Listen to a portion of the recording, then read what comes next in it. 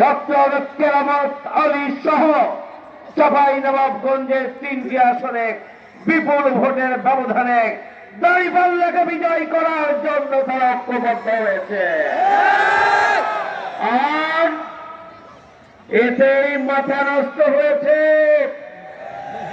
এখানকার একটি বড় দলের দাবিদার রাজনৈতিক দলের এমপি প্রার্থী, আর ওই চাঁপাইনবাবগঞ্জ সদর আসনের আর একজন প্রার্থীর মাথা নষ্ট হয়েছে। এই গণজোট মিথ্যা কথা, অসত্য ভাষণ, গালিগালাজ আর সমালোচনা করে, ভয় দেখিয়ে, রক্তচক্ষু দেখিয়ে এই গণজোট ঠেকানো যাবে না। আপনাদের আমরা চিনি, যারা ভয় দেখান, যারা রক্তচক্ষু দেখান, দাঁড়িপাল্লার পক্ষে ভূমিকা রাখলে, যারা নির্বাচনের পরে দেখে নেওয়ার কথা বলেন, আপনারা পায়ের নিচে মাটিয়ে। আর জামাত ইসলামী নিয়ে চিনিমিনি খেলবেন না, আপনারা চিনেন না। জামাত ইসলামী কাকে বলে, কত প্রকার, কি কি আপনারা চিনেন না। আপনারা তো আন্দোলন করেন নাই, আপনারা রাজপথে ছিলেন না, আপনারা এসি রুমে ঢাকায় বসেছিলেন।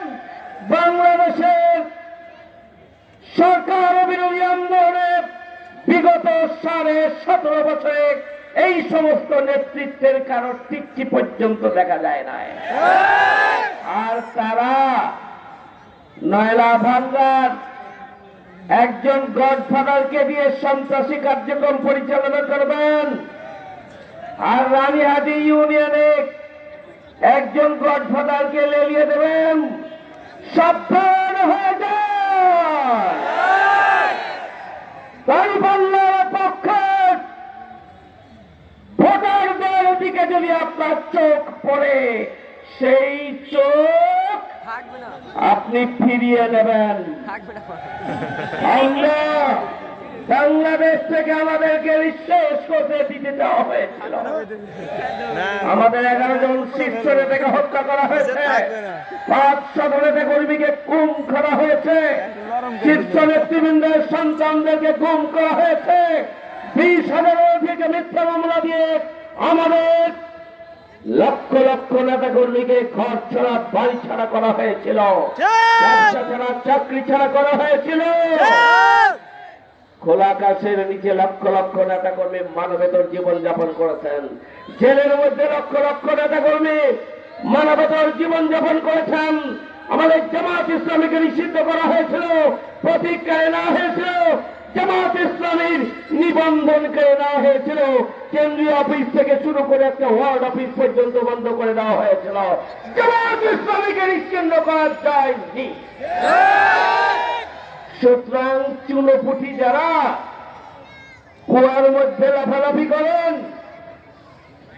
সমুদ্র দেখেন নাই, পদ্মা দেখেন নাই, কুয়ার মধ্যে লাফালাফি করবেন না।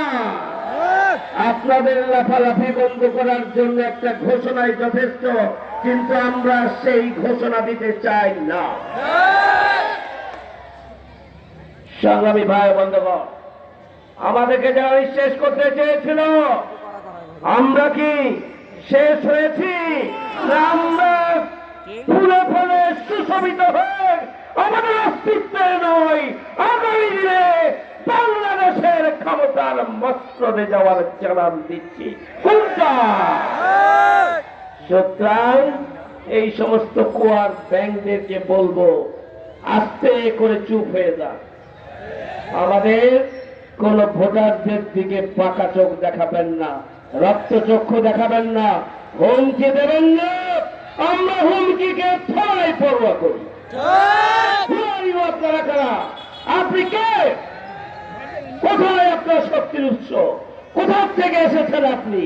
আপনি কয়েক ডজন বোমার মালিক মাত্র। সমস্ত বোমা আমাদের কর্মীরা বাঁশের লাঠি নিয়ে এই সমস্ত বোমাবাজদের অস্তিত্বকে নিশ্চিহ্ন করে দেওয়ার জন্য বেশি সময়ের প্রয়োজন নেই।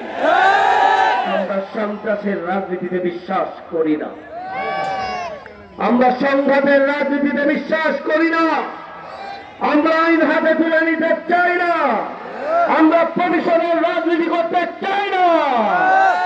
এটাকে দুর্বল ভাববেন না। লাস্ট ওয়ার্নিং আপনাদের জন্য, আশা করি আপনাদের সম্পদ ফিরবে, আপনাদের অন্ধ চোখ খুলে যাবে। আশা করি একটা লেভেল প্লেইং ফিল্ড প্রশাসনের পক্ষ থেকে নিশ্চিত হবে, নিজ নিজ দায়িত্ব পালন করবেন।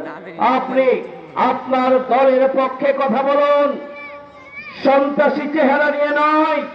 আমরা আমাদের দলের, আমাদের প্রতীকে দাঁড়িপাল্লার পক্ষে আমরা কথা বলবো। আমাদের সেই সুযোগ, স্বাধীনতা, আমাদের সেই অধিকার রয়েছে। এই অধিকার নিয়ে চিনিমিনি খেলার এখতিয়ার কারণেই আমরা সেটি দিতে চাই না। আমি প্রশাসনের দৃষ্টি আকর্ষণ করছি, এই সমস্ত সন্ত্রাসীদের বিরুদ্ধে আইন শৃঙ্খলা বাহিনীর রিটার্নিং অফিসার আপনাদেরকে কঠোর পদক্ষেপ গ্রহণ করতে হবে, যাতে করে জনগণ বিক্ষুব্ধ হয়ে না যায়।